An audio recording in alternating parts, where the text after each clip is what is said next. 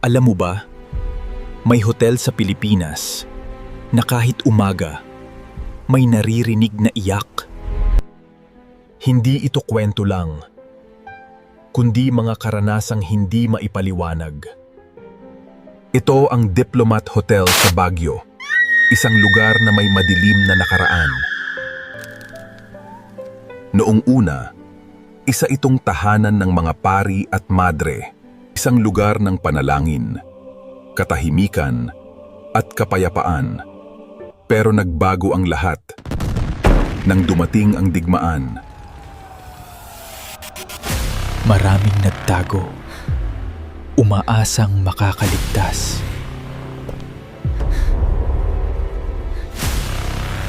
Pero isa-isa silang nahuli at hindi na nakalabas. May mga kwento ng matinding pagpapahirap. Sinasabing pati mga madre, hindi rin pinatawad.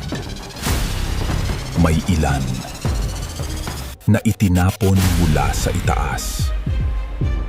At doon umano, nagsimula ang mga iyak. Pagkatapos ng digmaan, ginawa itong hotel. Pero maraming empleyado ang umalis dahil sa takot.